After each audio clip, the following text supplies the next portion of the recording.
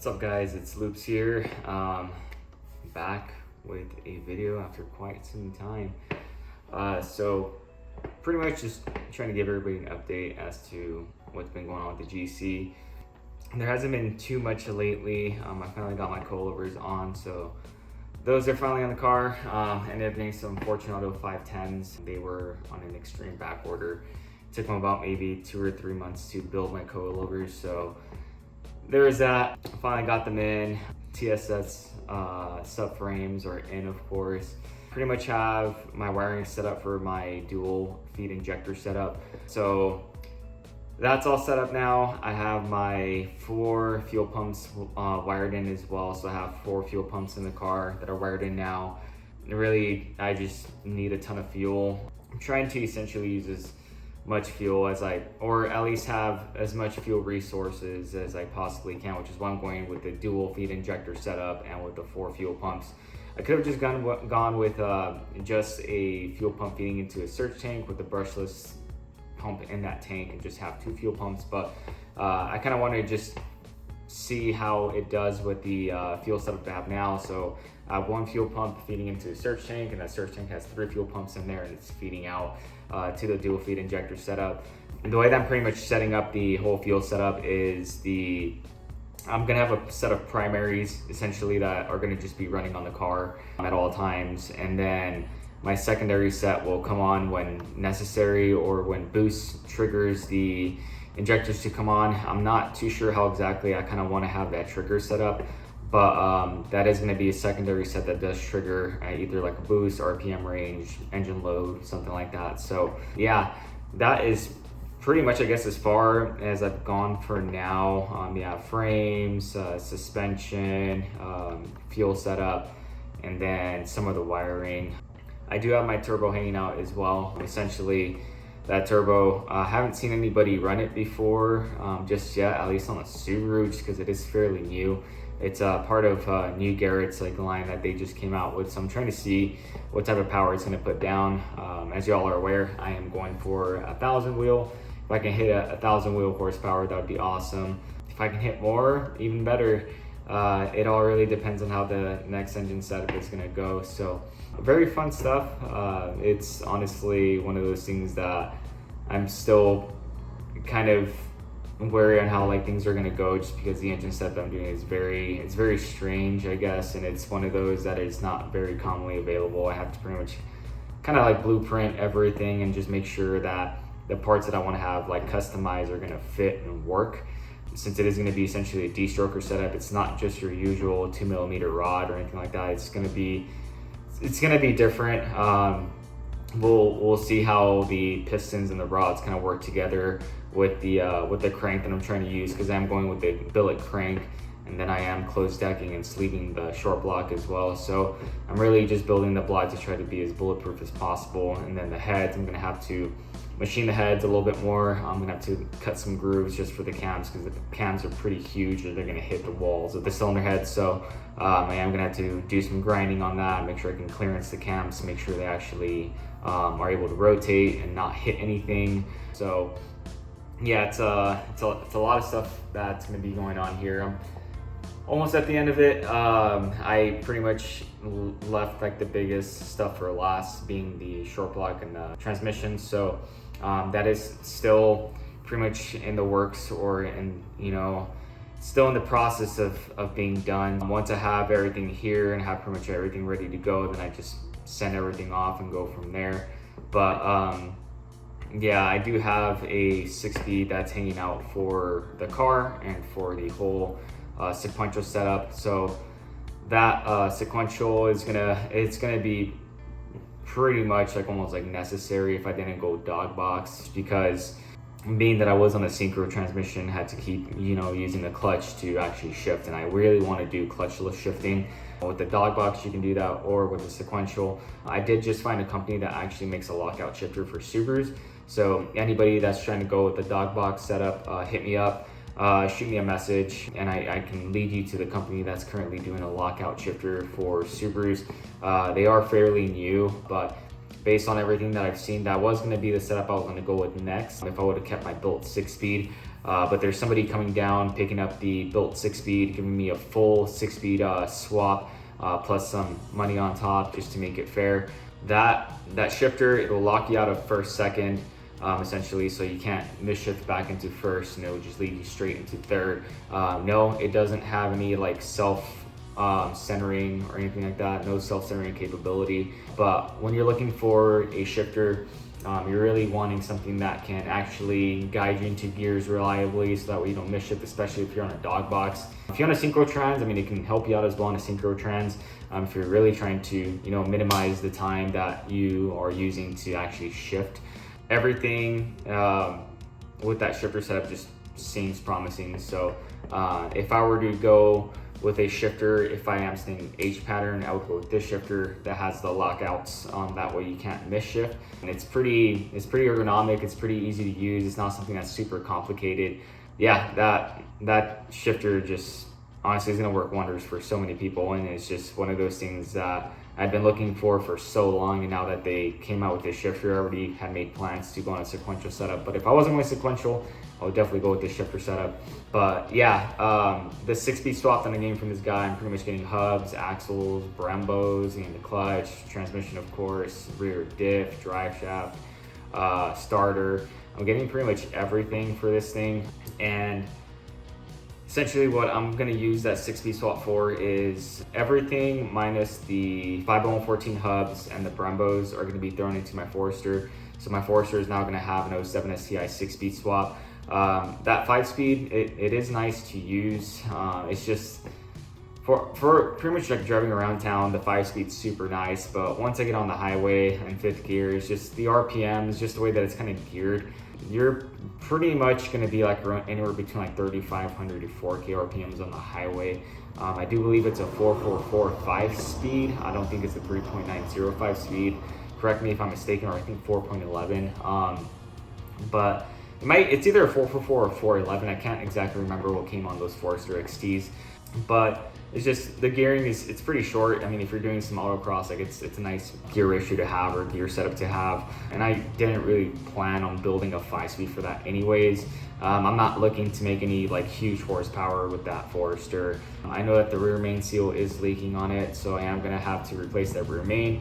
The Forester's still on the OEM, the original engine. So it's still on the original EJ255. It's got 218,000 on the clock right now, and it really hasn't missed a beat or anything like that. It's treating me super well. But yeah, that 5-speed is gonna have to come out. And if I'm gonna do the rear main seal, I think I'm just gonna swap out the short block and put a new one in there. Still debating if I wanna go with a Type RA and just put a Type RA in there, refresh everything and call it a day, or if I wanna build a short block. If I do build a short block for it, I'm probably just gonna do piston rods and a nice nitrated crank, some nice racing bearings, and just call it a day. I'm not gonna do anything too crazy with closed decking. Honestly, for what my Forester is my daily driver, it's my daily commuter. Don't really wanna go too crazy with it. If I do end up going for like a power goal, probably 400, 450 max. And with that being said, like on a 5-speed, like 400, 450 is kind of it's kind of pushing it, especially if you're like really harsh on your shifts like I am. Like I don't really give the transmission time to breathe in between shifts. If like you're really hard shifting and stuff, like you're really gonna stress out that 5-speed. But yeah, Forester's gonna get a 6-speed swap. Is more than likely gonna get either a Type RA block or a built short block. That's gonna be honestly the best way to go forward with the Forester, since I am trying to keep it. It's not one of those things that I'm really trying to get rid of at any point soon. I've been looking for a Forester XT, especially an SG body with that Hawkeye style front end with between 2006 to 2008. So yeah, it's just the Forester is not going to be something I'm going to be letting go anytime soon, or I've ever thought about letting go. So yeah, I'll be getting a 6-speed swap, a new short block, just going to refresh and everything. It's practically going to be a new drivetrain at that point. The transmission does have, of course, a couple of miles on it. Of course, the rear diff, so that's not going to be new, but it'll be at least it'll at least have a nice gear setup, so when I'm driving it in around town and in the highway, I can be in the correct gear and be in the correct RPM. Just like I said, driving on the highway, it's kind of brutal sometimes. But a lot of things, of course, that are happening with the GC and the Forester. I'm super excited for what's gonna come about with these two cars. And I'm gonna start buying some tools like a micrometer, caliper gauge, a bore gauge, and all that. I'm gonna assemble my short block, and I am gonna assemble the short block for the Forester if I do decide to put it together. So engine building is gonna be one of those things that I really want to get into. So probably within like the next month or 2 months, I'm gonna save up enough money to be able to buy the tools, just because really high precision tools when it comes for like engine building and stuff, it's not exactly inexpensive. It's pretty expensive for the most part if you're just somebody that does work on the side, or it's just like a hobby of yours. Yeah, I'm gonna buy the tools here soon, and then I'm gonna start building the short blocks and just kind of seeing how everything goes. I'm gonna make a trial first and just kind of see how everything goes with like my setups, and see if that works out okay, or if some buddies of mine want their short blocks done, I can do it for pretty inexpensive, since it is gonna be my first trial and going on around with building short blocks. I mean, really, when it comes to building a short block, especially with the Subaru, you have case halves, you have to spread them apart, you gotta measure everything, take things apart, put things together, take things apart, put things together, make sure all your measurements are looking good. It's really just math. As long as your math is correct, like everything should be good to go. Of course, you can have different clearances depending on if you're on forged pistons, or if you're on regular pistons or whatever. So it really is gonna differ depending on what clearances you want, depending on what type of crank, what type of pistons you're using, and stuff like that. So yeah, it's gonna be one of those things I'm getting into now as well.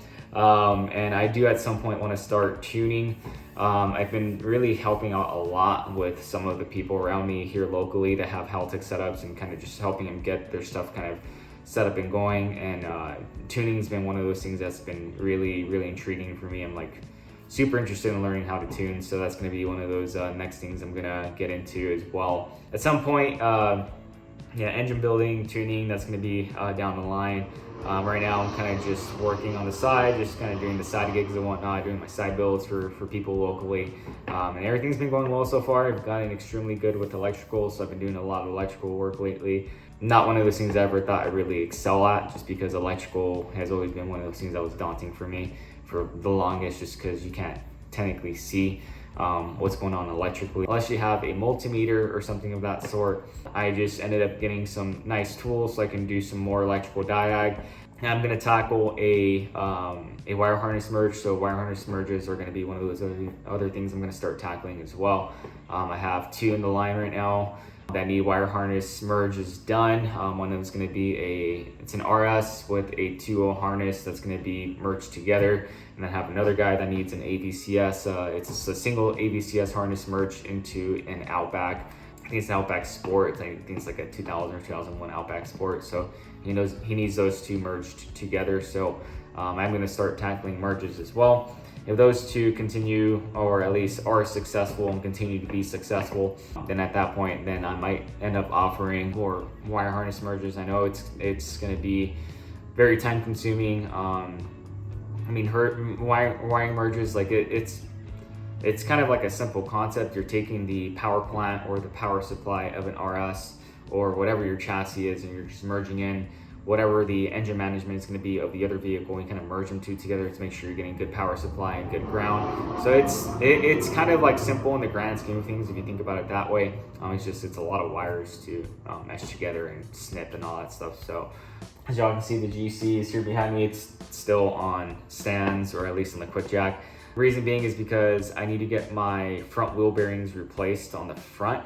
The rear, the hubs and the coilovers are on, but for the fronts I have the hubs off. I ended up buying a press. I have a press now, so I can actually press on my wheel bearings. I can press out bushings if I need to as well. So I need to press out the wheel bearings in the front and put some new ones on there. Once I do get some new wheel bearings on the front hubs, then at that point I'm gonna bolt those onto the coilovers. And I need to buy the washers that get crushed in between the steering rack and the inner tie rod, the ones that fold over. I need to buy those washers as well, so I can throw on the inner and the outer tie rods as well, and finally put the car on the ground. But yeah, for now it's still got a lot to go, I guess. I mean, the grand scheme of things, I guess the short block and the transmission, it's only 2 items left. Sure, it's only 2 items left on the list, but just with the amount that I have to invest into those two. It's gonna be a ways away before those are put together and everything. So everything's been going well so far. I've been super busy, just kind of starting new things and whatnot. So my apologies to anybody that's been trying to contact me and I haven't been able to respond. It's just been a lot of training, a lot of stuff going on right now. So for those of you that have caught me at the Subaru dealership, I'm not there anymore. I moved on to somewhere else. So if anybody's trying to get Subaru parts, I do have a couple buddies that still work at the Subaru dealer. So if anybody is needing parts, just let me know. I can try to help you guys out. But yeah, a lot of exciting stuff. And I guess to go on with like everything, I've had a lot of people like asking me about Subaru builds and if it's worth to build a Subaru. And my answer to that is, if you're trying to build a Subaru on a budget, you absolutely can. It just depends on what your budget is. You can do full bolt-ons, you know, intake, exhaust, downpipe, fuel pump, injectors, turbo. I guess injectors and turbo are more than bolt-ons. I mean, bolt-ons would technically just be the intake and exhaust and a small tune. But if you're trying to do like more of like, I guess an OEM plus setup, I guess if you're trying to do, like I said, injectors, fuel pump, if you're trying to do the intake, exhaust, and all that stuff, I would say like save up maybe between $3,000 to $4,500 if you're doing the work yourself. Like $3,000 to $4,500 will probably be plenty for you to be able to get that thing up and going. But if you're having somebody like put it together, I would say probably $6,000 to $8,000. Just depends on how much the tune is, how much the labor is, parts, of course. You know, turbo is easily $1,500 to $2,000 minimum. So just be aware that, you know, you're gonna have to save up quite a bit of money to do full bolt-ons. And if you're trying to go for like a certain wheel horsepower mark, 400 wheel horsepower to 450 is where I would say the absolute limit is going to be for an OEM, like not separated, not touched short block. I would say 400, 450 is like, honestly, I think 450 is like really going overboard with a stock short block, or at least on my tuner's dyno Harvey, because that 450 is easily over 500 dyno jet. But if you're looking at dyno jet numbers, I guess like 400 to 475 dyno jet, I think would be like the sweet spot for an OEM short block. Now, if you're trying to go over that, first things first, the 5-speed. If you're on either a stock 5-speed or a WRX 5-speed or WRX 6-speed. So yeah, actually yeah, so Impreza, Forester, 5-speed or WRX 5-speed or WRX 6-speed. If you are on those like split case transmissions, you're really going to be pushing the limit of the transmission once you're like at 400 to 475, just because the transmission doesn't really like being driven hard per se.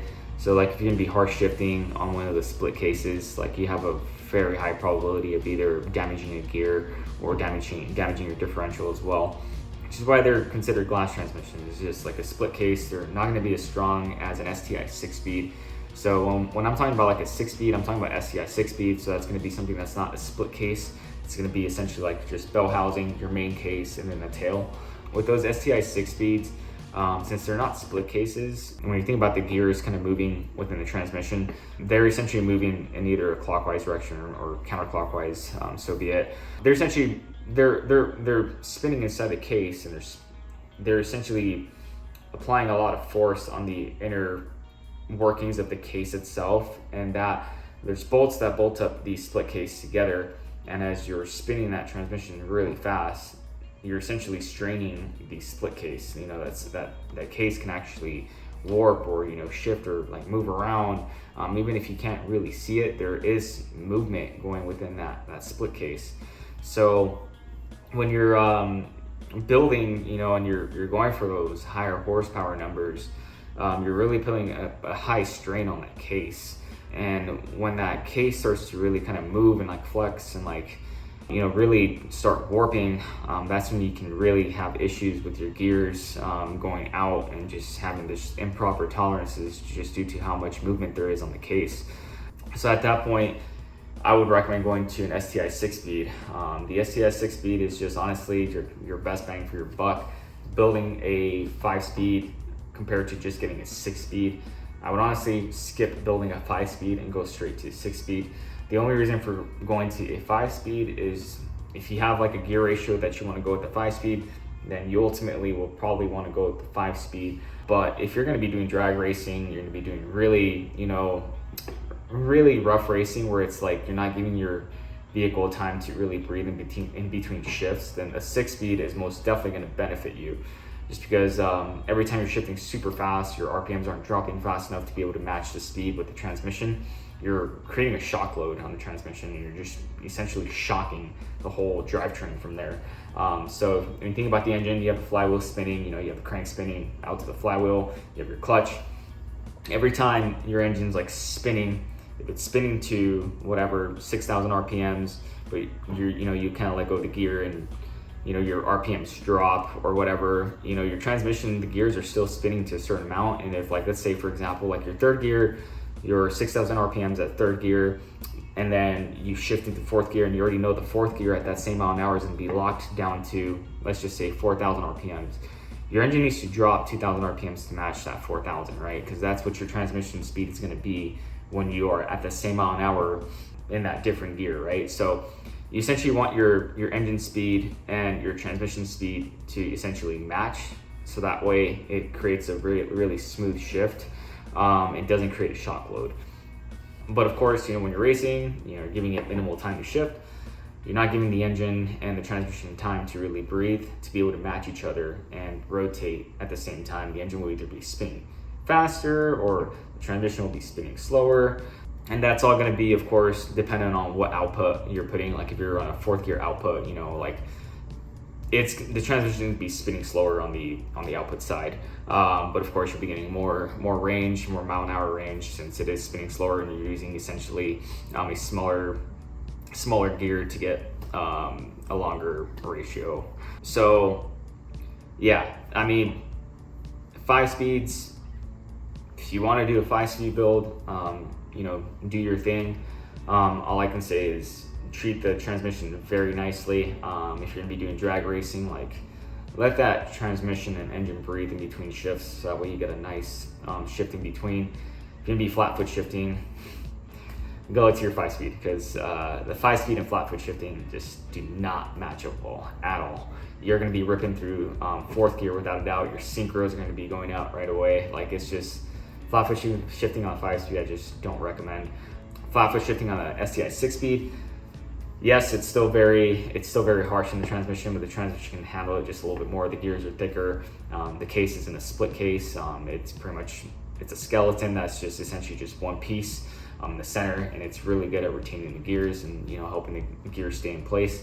If you're trying to build a Subaru, if you're on a budget, you could do it on a 5-speed, but I would highly recommend going to a 6-speed if you're trying to go upwards of that 450 wheel horsepower mark, 400. So you can still do it at 400. Just be very, very, very aware of how fast you're shifting and letting the transmission and the engine speeds match up.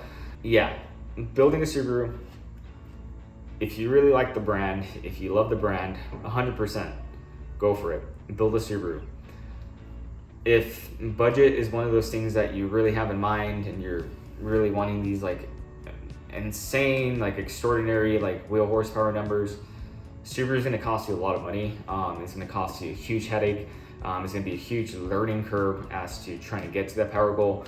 There still are a lot of people that don't really understand how to make a Subaru work really well at above 600 wheel. There's still a lot of people that don't really understand what mods work well for that horsepower range, or how you should set things up, what type of fuel setup you should have. Suspension is another thing. You really want to have good suspension if you're going for a certain wheel horsepower range.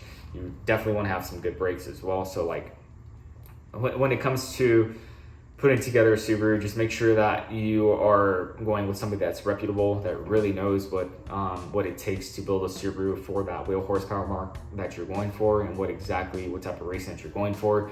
Of course, like you're gonna have different turbo selections. You're gonna have something with a bigger wheel in the impeller side, and then a smaller wheel on the exducer side, or vice versa, or they can be match to match, almost 1-to-1. You have 8 cm hot sides, 10 cm hot sides, like all of these things, like you need to kind of account for like what type of racing or what type of sport you're getting into. So when you're building a Subaru, just get with somebody that knows these EJs really well, because an EJ20 reacts super differently from an EJ25. An EJ25 does not like to rev. An EJ20 loves to rev. And of course, you're gonna have to think about like do you want high torque, or do you want high horsepower?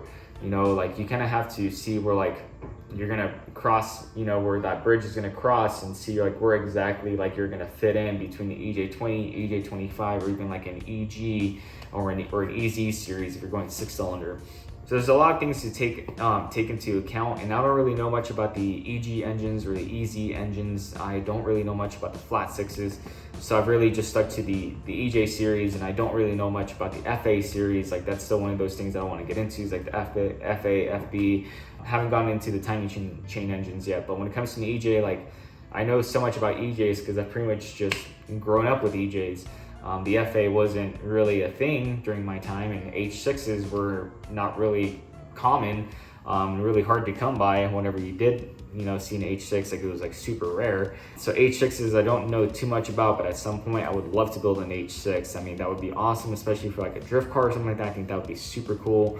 Do some good oil baffling and stuff like that, just to make sure everything's all protected there. But yeah, just when you're building a Subaru, if you're gonna have somebody do it for you, just make sure you get with somebody that knows exactly what they're doing, and they've been working on Subarus for quite some time. They know what brands are gonna work.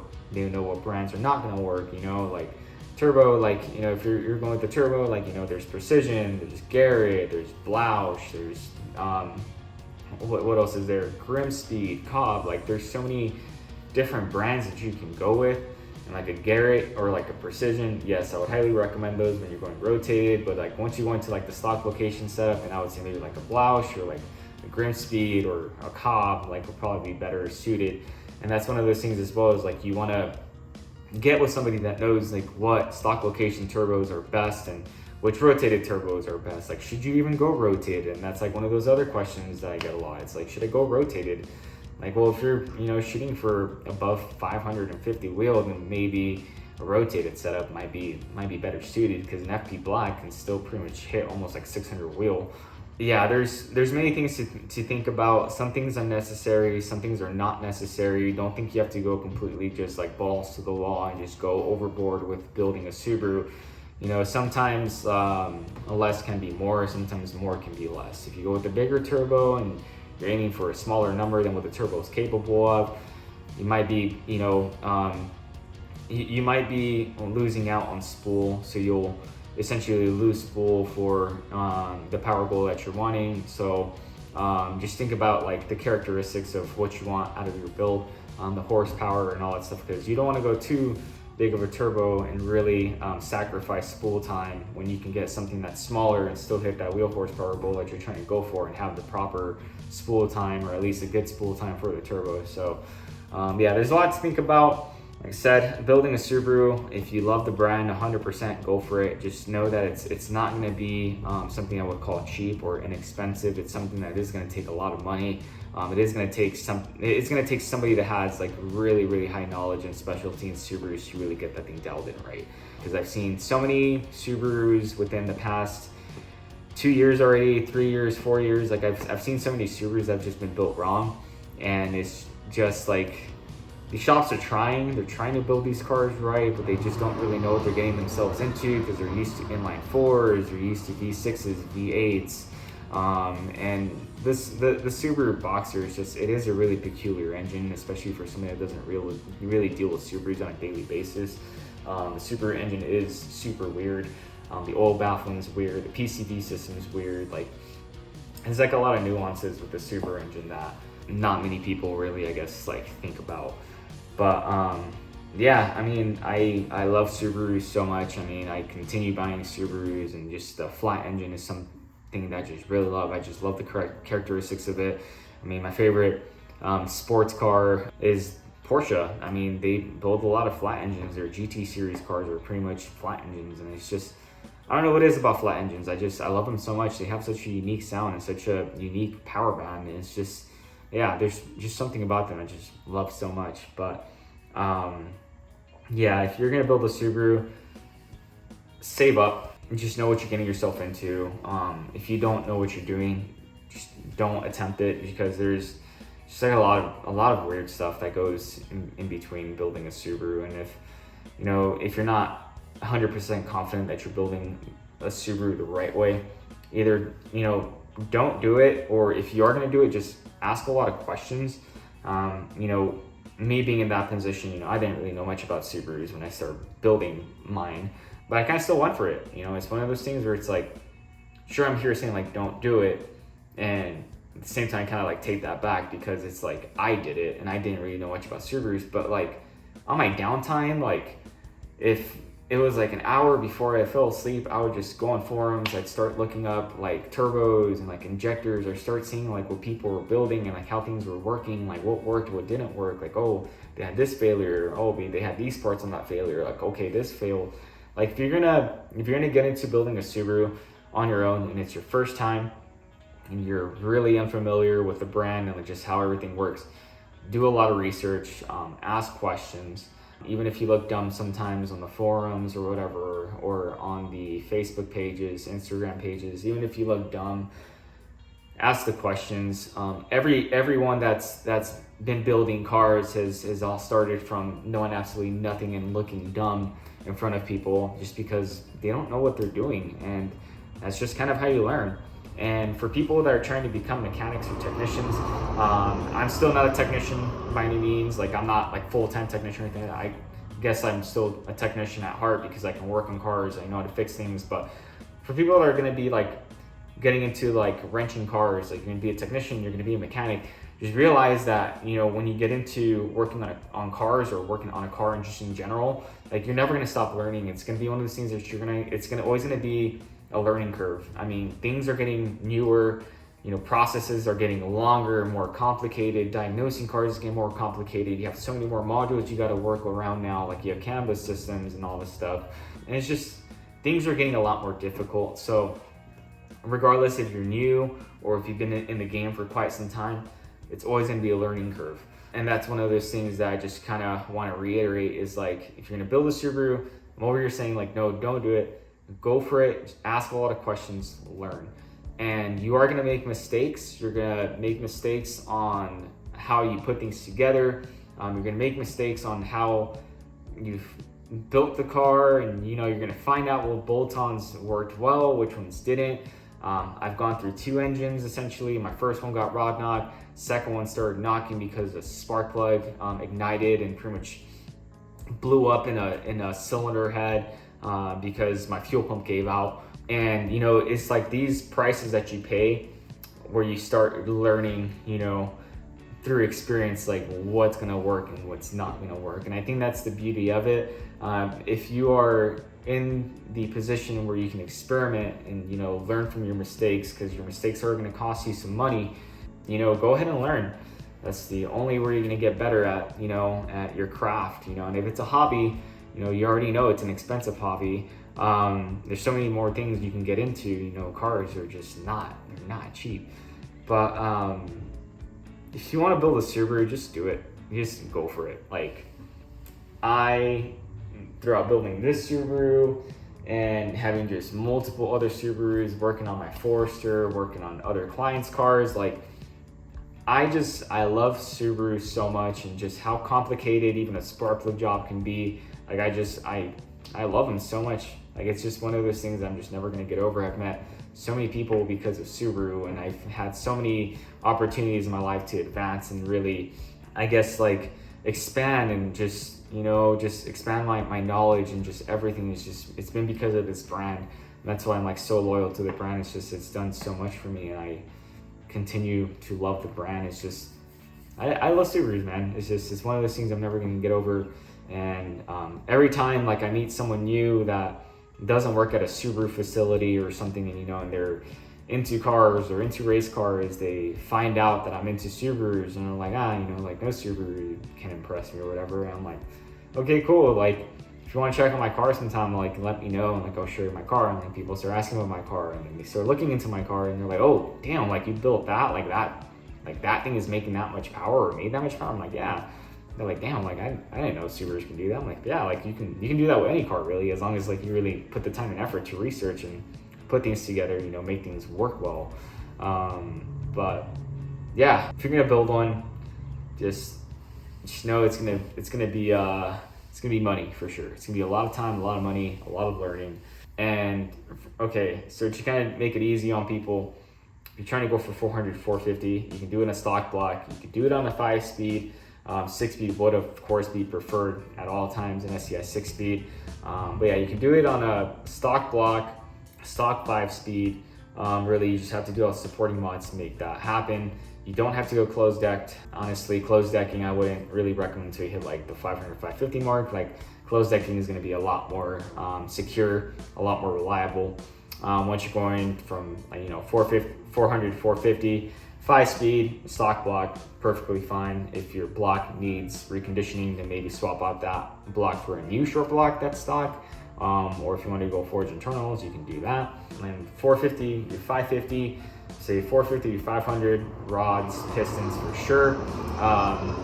Head studs, of course, I recommend head studs regardless of the power level. Just head studs are just going to be the way to go. Head bolts are fine, I guess, but it's just head studs are just the way to go. And they're not that expensive either. So head studs, pistons, rods, for sure on the short block. And if you can do a nitride crank for the win. Race bearings from, definitely 500, 550, 550 plus.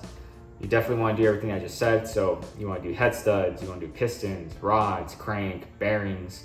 You definitely want to do closed decking on the block. And with that, some nice refresh heads. If you want to do like a mild port polish, do a mild port polish, not necessary. Your heads should be okay. And then once you go above 600, of course, you have everything that I said before. Now you definitely want to build your heads. I would say port polish for sure, bigger cams, better springs, retainers. You want everything to breathe a lot better. So at 600 plus, then that's when you really want to start getting into that. And of course, depending on your power level, that'll be dependent on what type of cams you do, what type of porting and polishing you do, what type of valves you do, retainers, springs. You have beehive, you have dual valve springs, you have single valve springs. It's just at that point with you at 600 plus, your short block is essentially like your stuff that's good for 600 wheels should be good for at least like 750 wheel, 800 wheel. It depends on if you do pin mains. If you're going above 700, you definitely want to pin the mains on the case halves. And a lot of people don't really know what pin mains are. So essentially when you put case halves together, you have these like your case halves are going to come together and form a circle where the bearings go for your crank and your connecting rods. When you're looking at that crank, essentially, you have two mains. You have a front and the rear mains, essentially, and you have rod bearings that go in there. So when you're doing when you're doing pin mains, so when you put your case halves together, there's only I think it's 4 dowels that hold it together. So you have the dowels that kind of hold the case halves together, and that's pretty much everything that holds the case halves together other than the bolts. Now when you're doing pin mains, you're drilling into where the case halves join together. They're going to be making contact, and that's where your bearings go. You're essentially going to be drilling out into the actual block, and you're going to be making a submerged surface, and there can be a dowel that gets pressed in there, and that's going to be a pin that goes into that main. So that's what they call it, a pinned main, because you're putting a main into that surface. That little pin is going to protrude out, and then on the other side where it connects, they drill into that spot as well. So that case is now indented, and that pin can slide into that hole, create a contact in between the surface, so that way the surface can actually can grab onto that pin. And what that does is you have your crank rotating. You have a lot of distortion that can happen within the short block when you're racing the cars. So There's going to be a lot of distortion. You know, the pistons are going in and out. That creates a lot of distortion. It can create noise as well. Of course, you know, it's just with everything spinning, creates noise, creates distortion. It can potentially warp the case halves. With those pin mains, it gives you essentially more of like a Sherlock, and it kind of locks the two case halves together, so that way there's not really that much of a possibility of the blocks kind of distorting and being able to allow your crank to move, your rod bearings to essentially move, your main bearings to move around and create a discrepancy with the tolerances where you get like either like a ruined main or you get a ruined rod bearing, you get rod knock or whatever bearing material. So pin mains, 700 for sure. You want to have pin mains to 800, 900 plus. It's just pin mains are like a must. Now, if you can do pin mains at the lower power levels, even better, but really not necessary. But like once you're going like 700 plus, like you want to have pin mains. But it's a lot to really take in. But building Subarus is just, it's fun. What can I say? It's fun. It's really rewarding when you have a built Subaru running and have it running reliably. And this thing was running reliably before I took it apart, and that's the other thing too. You know, like this thing was running so well before I started taking it apart. I just decided that I want to part it out and I want to start saving up for the next build. So I did that. And my buddy got a really good deal on the short block and the head studs, and you know, we're putting that thing together, and that thing is going to be running absolutely amazingly when it's ready. Yeah, that is pretty much it. I guess I can show you guys what the frames kind of look like from down here, but I can show you guys that, and then I think that is pretty much it. Just do a quick walk around, and yeah, so yeah, Subarus are fun. That's all I gotta say. Here is the car. I have a bunch of tools that I have kind of saved up for it. No engine, of course, but I got my TSSFAB subframes in. So I got the transmission one, I got the engine, and then the rear on as well. So it's looking pretty good down there. Yeah, this thing's gonna be it's gonna be really nice when it comes out finally. And like I said earlier, I do have my coilovers in, so those are on now. I'm gonna be replacing my brake lines, so brake lines are gonna have new fluid, of course, and then here are my hubs. Like I said earlier, I need to get those replaced. Well, not the hubs, but I need to get the wheel bearings replaced. I'm gonna do new rotors as well. I originally wanted to go with the Willwood setup, but parking brake isn't really an option when you're going with an R180 and a Willwood setup. Like, you won't have a parking brake, so that's why I kind of decided against it. But yeah, and once I get the washers, I can put a washer on this side and put a washer on the other side and start actually threading in the inner tie rods and the outer tie rods. But yeah, I mean, it's been coming along pretty well for the most part. Yeah, it's very, very exciting. I guess I can show you guys what the cluster looks like, so give me one sec. And here is the interior with the cluster all set up. That thing looks freaking amazing. Man, it is such a huge screen. Like, it's gonna be definitely cut out for sure when I get everything all set up. The good thing about like Haltech is that they just did an update on these clusters. So you can actually like really adjust kind of like where everything kind of fits into the screen. So I can actually adjust that so everything is actually in the center where it needs to be, but the edges are definitely going to be like cut out. But yeah, things looking awesome. Yeah, I can't wait to get this thing running. I have my dual injector set up. Of course, my Process West manifold. Really just some like miscellaneous stuff just hanging out here. But yeah. Then in here, I'm sure a lot of people love to see this right here. It's going to be the turbo I'm running. This thing's freaking huge and is very, very heavy. This is going to be the exhaust side on it. Yeah, it's a super fat exhaust side, and the compressor side is so much bigger. Like this thing is huge. It's insane. This thing should make upwards of 1,000 wheel, maybe more. I guess we'll have to see with the elevation and everything. But yeah, this thing's huge. I'm gonna see if I can try to get it out so you guys can see the compressor on it. And there she is. Pretty big turbo. This thing's super heavy compared to my hand. Man, that is a very big compressor inlet. I think it's like a 5-inch or something like that. But yeah, it's gonna be the turbo that's gonna be going on the GC. Should make some pretty good power. We will see. Yeah, it's very, very exciting. This thing's I'm gonna push this thing to the limit, going for like 50, 55 pounds of boost. So we'll see how this thing handles. And then I do still have these available. I had a couple of people asking me about these. Yes, I still have these available. They're the IAG dual feed injectors. Let me see, let me try to get one out of here. So here they are. Yeah, very, very nice. These things are freaking awesome. This is what I was originally gonna run on the car before I found my radium setup. Main reason why I wanted to run these is just because of these pass-throughs right here. It just makes it a lot easier for you to be able to route lines and wires and stuff like that.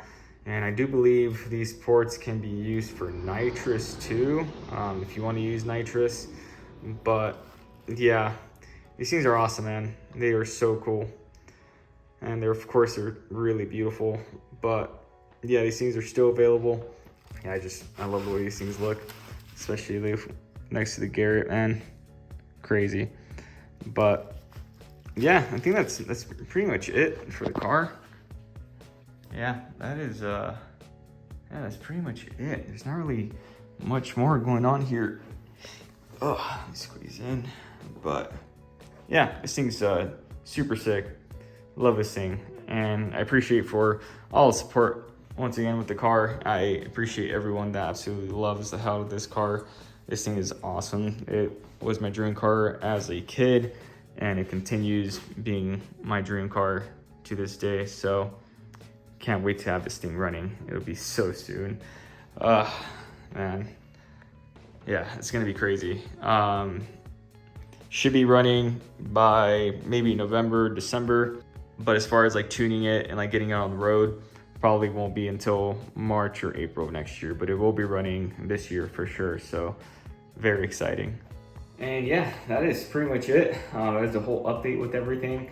If anyone needs some work done to their Subis, whether it be like electrical or like suspension, brakes, whatever, engine stuff, like fuel, if y'all need any work done, let me know. I am local to the Denver, Colorado area. So, I mean, I'm willing to go all the way up to like Longmont if I need to. I'm willing to go down to like Castle Pines, maybe even Springs if I need to as well. And yeah, I mean, I'm just kind of doing some side work right now, kind of just doing my thing, just kind of trying to help people out with anything that they need help with or they can't figure out, or if they need somebody to, just fix or repair their car is kind of what I've been doing now. So if anybody needs help, let me know. I try to make time on my days off to kind of help people out with whatever they got going on with the Subarus. Primarily, if you guys need any like mods or anything like that done, I primarily work on anything EJ related at the moment. Haven't really worked too much on FAs. Some suspension stuff I've done, but as far as like any engine mods and stuff like that, I haven't really gotten into. I'm sure I can tackle them. It's just like some stuff that I'm not too familiar with, so I don't want to suggest the wrong thing or make the wrong choice with an FA. But yeah, that is pretty much it. I said hopefully this thing will be running soon. I said it'll definitely by November, December. If I can get it running sooner, then it'll be sooner. But yeah, we'll see. The short block and the transmission are the last bits left. But yeah. Thank you guys so much for watching. I hope that, everything that I kind of talked about was kind of helpful for you guys trying to build like EJs. Like I said, I know EJs and stuff, especially like just Subarus in general, can be kind of daunting and can be kind of confusing, which they are really weird. Like I said, the engines are super weird on Subarus, but Yeah, just have a nice budget. Like I said, full bolt-ons will net you some good gains with the turbo and injectors. Like I said, you can reliably keep them out like 400, 450. I would personally just stick to 400. 400 is more than enough. But Subarus are awesome. Once you get into Subaru, you'll know exactly what I'm talking about. And if it starts giving you issues, then just know it's Subaru. They're very picky. So yeah, but I appreciate you guys so much for watching. If you have any other like questions, concerns, feel free to hit me up. Instagram, I'm a bit more reliable with. I've just been super busy lately, so it's one of those things where I haven't really been able to keep up. But I should be able to keep up now. Pretty much almost done with training and all that stuff. So yeah, thank you guys so much for watching. If you guys want more info on my car, you guys can check out my Instagram at itsloops. So it's ITSLOUPS. There's a lot on the GC and stuff like that on that page. Haven't really updated it recently just because I haven't really had too much going on with the car. Every once in a while I'll post my story and stuff and whatnot. So yeah, thank you guys so much for watching. Please like, comment, share, and subscribe. And yeah, I'll catch you guys on the next one. Peace.